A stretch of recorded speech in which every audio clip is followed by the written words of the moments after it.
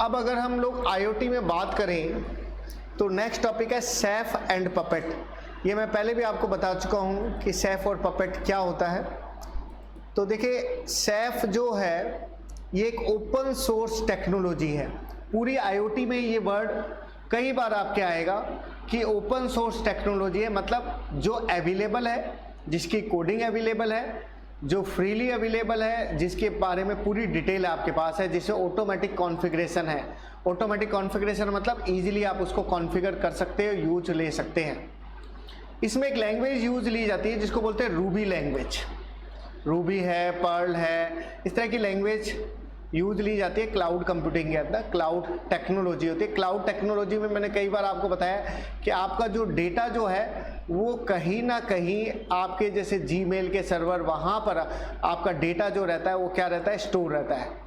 Features के अगर सैफ की बात करी जाए तो ये रूबी लैंग्वेज का यूज करता है। डोमेन स्पेसिफिक लैंग्वेज है, मतलब पर्टिकुलर किसी वेबसाइट पर भी कई बार निर्भर करती है। क्लाउड सर्वर स्टोरेज कहलाती है, जैसे मैंने अभी आपको 2 मिनट पहले ही आपको बताया था। रूबी लैंग्वेज का यूज़ करता है, वापस से आ गया, उसका कॉन्फ़िगरेशन भी कर लेता है, डेवलपमेंट भी उसको करता है। थोड़ा सा अगर बात करते तो मल्टी क्लाउड टेक्नोलॉजी उसमें पाई जाती है, मतलब कई अगर आपने अलग अलग जगह डेटा स्टोर करवा रखा है तो उन सारे क्लाउड को एक साथ में ये क्या कर सकता है, यूज कर सकता है। उसको हम क्या बोलते हैं, मल्टी क्लाउड कहते हैं।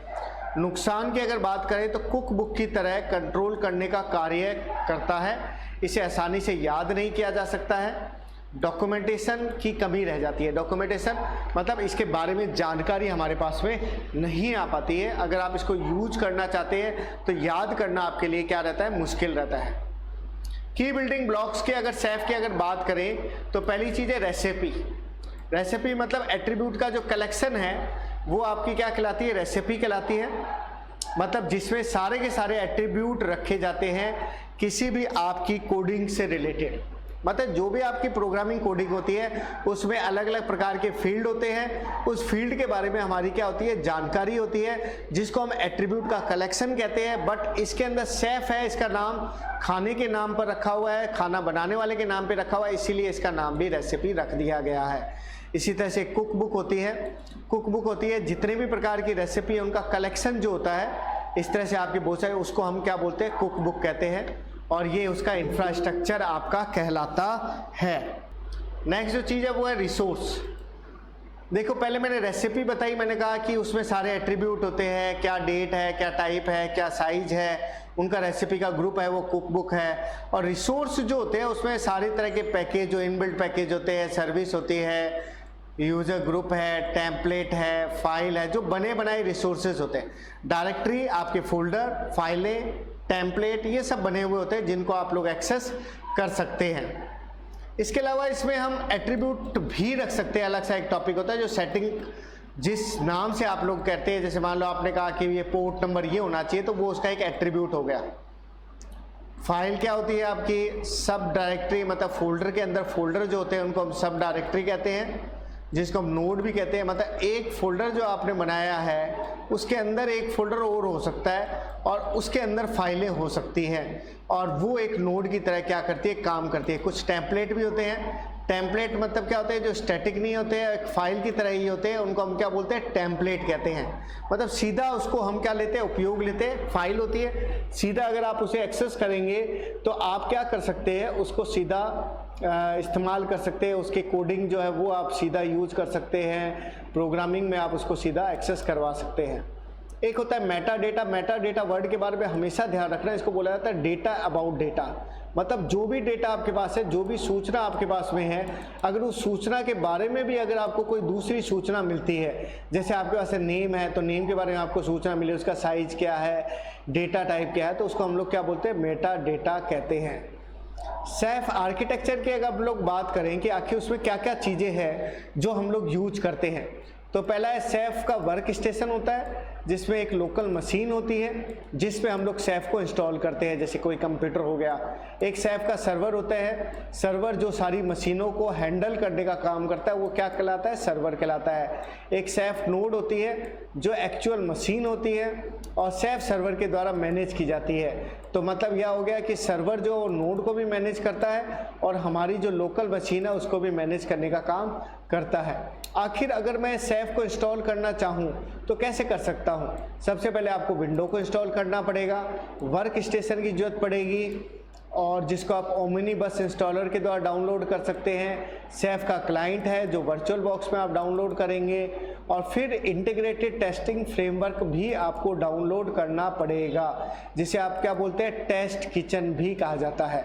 तो ये जो टेस्टिंग फ्रेमवर्क है ये हमारे काम में आ सकता है। इसी तरह से वर्चुअल एनवायरनमेंट जो होता है वो भी आप लोग टेस्ट किचन का प्रोवाइड करा सकते हैं, जिसमें आपको पूरा कंप्लीट इंस्टॉल करने की ज़रूरत नहीं पड़ती, ये आपको वर्चुअल एनवायरनमेंट प्रोवाइड करवा देगा।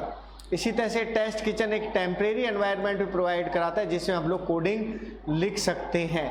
तो ये हमारा बेसिक हो गया सैफ के बारे में, और आगे डिस्कस करते हैं। अब देखिए नेक्स्ट जो टॉपिक है वो है नाइफ सैफ। नाइफ सैफ का मतलब कमांड लाइन टूल होता है, जरूरी नहीं है। अब देखो इसमें नाम ऐसे लिए जाते हैं जो हमारे किचन में यूज आते हैं। इसका नाम नाइफ लिखा गया है, जो हम लोग कमांड जहाँ लिखते हैं जैसे CD, MD या लाइनेक्स की कमांडें हो गई, कमांड्स हो गई, उनका जहाँ यूज़ करते हैं वो हमारा नाइफ सैफ कहलाता है। तो इसमें सैफ के नोड भी होते हैं, सैफ के बुक्स भी होते हैं, रेसिपी भी होती है, क्लाउड रिसोर्स, मतलब जो चीज़ें आप GUI में यूज कर रहे थे वो सारी चीज़ें आप नाइफ सैफ में भी यूज कर सकते हैं। कमांड क्या क्या होती है?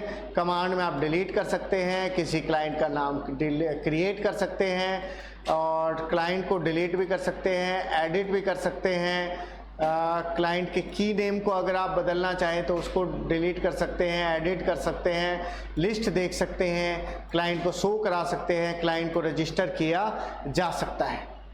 अब सैफ की कुक बुक भी है जो पहले डिस्कस किया था। मैंने आपको बताया था कि वर्किंग यूनिट होती है। आज के इसी वीडियो में मैंने आप बताया था कॉन्फ़िगरेशन को मैनेज करती है, मल्टीपल टास्क होते हैं, ग्रुप होती है, की कंपोनेंट का ये ग्रुप आपका रखा जाता है। इसमें क्या होती है? रेसिपी होती है, मेटा डेटा होता है, एट्रीब्यूट्स होते हैं, उनका ग्रुप जो होता है वो एक कुक बुक बना लेता है। इसी में रिसोर्स होता है, टेम्पलेट होती है, लाइब्रेरी होती है। अभी 2 मिनट पहले ही मैंने डिस्कस किया है, दोबारा से मैटर जो है वो रिपीट हुआ है। तो कुक बुक के द्वारा हम सभी प्रकार की डिपेंडेंसी को मैनेज कर सकते हैं। कुक बुक इसके लिए भी मेटा डेटा फाइल का यूज़ करता है। मेटा डेटा भी मैंने 2 मिनट पहले ही आपको बताया था। तो कुक बुक में ये सारी जानकारी रहती है जो हमने अभी तक डिस्कस की है। सैफ के एनवायरनमेंट की अगर हम बात करें तो सैफ के द्वारा कॉन्फ़िगरेशन का काम किया जाता है। ये मैंने आपको शुरू में बताया था। डिफ़ॉल्ट वैल्यू उसमें सेट की जाती है, और इसमें 3 मोड होते हैं। एक तो होता है स्टैंड अलोन मोड, मतलब ये बाय डिफ़ॉल्ट मोड होता है। अगर आप कोई भी मोड नहीं लेंगे तो बाय डिफ़ॉल्ट यही मोड उसके अंदर रहेगा। उसके बाद नेक्स्ट जो चीज़ होती है वो होता है क्लाइंट मोड होता है। इसमें सैफ सेल क्लाइंट की तरह काम करता है। सेल क्लाइंट मतलब जहाँ पे कमांड लिखी जाती है वो जगह जो होती है वो क्या होता है? सैफ क्लाइंट होता है। फिर एक जो मोड होगा वो सोलो मोड होता है, जिसमें सैफ सोलो मोड में भी मतलब अलग सा भी अगर काम करना हो तो सैफ उसमें ईजिली काम कर सकता है।